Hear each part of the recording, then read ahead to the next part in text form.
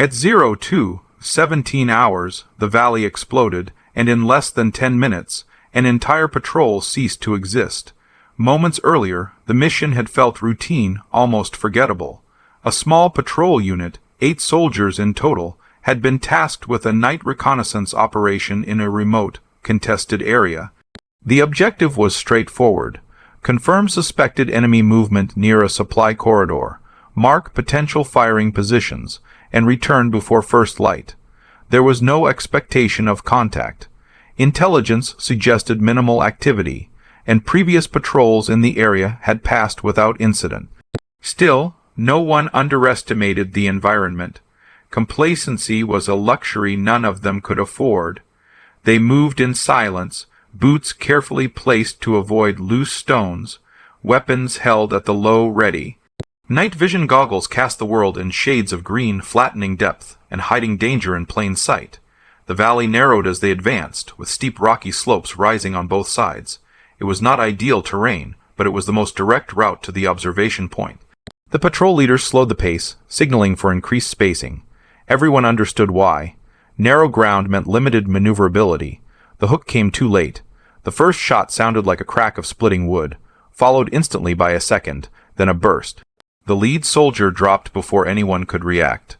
A fraction of a second later, the rear of the formation was hit by grenades, the explosions throwing dirt, rock, and bodies into the air.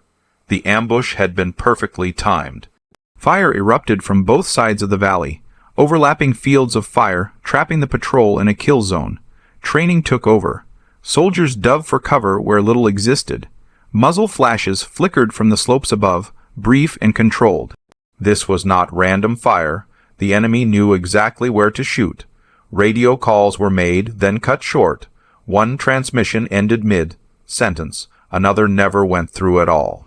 The patrol leader attempted to organize a response, shouting commands, directing return fire toward visible flashes. But visibility was poor, and angles were bad. The enemy maintained the advantage. They held the high ground, had registered their fires, and showed discipline. Every attempt to move drew immediate response. One soldier tried to pull a wounded teammate behind a rock, and was hit before taking a second step. Another returned fire until his weapon jammed, then was struck while trying to clear it. Within minutes, the patrol's cohesion collapsed. Explosions echoed in the confined space, amplifying the chaos. Dust filled the air, interfering with night vision. The smell of cordite and burning material hung heavy. The sound of incoming rounds snapping past was constant. The valley had become a funnel of noise and violence, with no clear exit. The sole survivor had been positioned near the center of the formation. When a grenade detonated nearby, the blast knocked him off his feet and slammed him into the rocky ground. His helmet absorbed part of the impact, but his vision blurred and his ears rang violently. He lay still, instinctively minimizing movement. His rifle was damaged, the optics shattered. His radio was dead, either destroyed by the blast or rendered useless by interference. Around him, the fight continued, but it was clear it was unwinnable. One by one, the sounds of friendly fire ceased. The enemy fire continued briefly, deliberate and methodical, then slowed. After several minutes, there was silence, broken only by small fires burning and the faint sound of shifting rock as attackers repositioned or withdrew. The survivor did not move. He lay among debris and bodies, forcing himself to breathe slowly, controlling panic. Training told him that movement would draw attention. He kept his eyes open, scanning through broken night vision lenses, listening. Time stretched, minutes felt like hours. Eventually, distant footsteps faded. The valley returned to stillness. Only then did he begin to move. Pain flared as he tested his limbs. His left arm was numb. His ribs ached sharply, but nothing felt broken beyond use. He rolled carefully, inch by inch, using shadows and terrain. He avoided looking directly at fallen teammates, focusing instead on survival.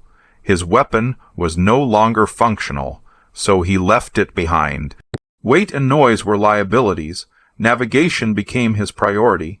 He oriented himself using memory, terrain features, and the faint outline of the ridgeline against the sky.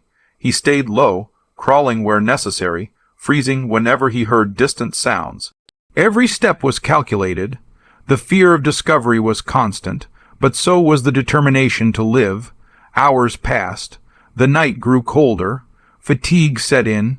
Several times he stopped, pressing himself into the ground as distant noises echoed. Possibly animals, possibly enemy movement.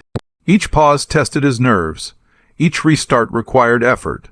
Just before dawn, he reached a friendly checkpoint on the edge of the operational area. He emerged slowly, hands visible, voice hoarse, as he identified himself. Weapons were raised, then lowered. Medics rushed forward.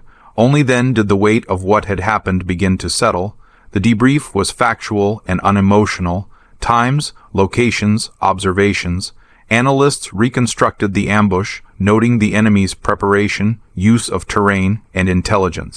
The patrol had been tracked, likely observed for hours before the attack. The valley had been chosen deliberately. The enemy had waited for maximum vulnerability. For the survivor, those details mattered less than the faces he would no longer see. The mission had ended, but the memory did not. The sounds, the flashes, the seconds where everything changed replayed endlessly. He understood, more than ever, how thin the margin was between routine and catastrophe. A small patrol had entered the valley that night. Only one walked out.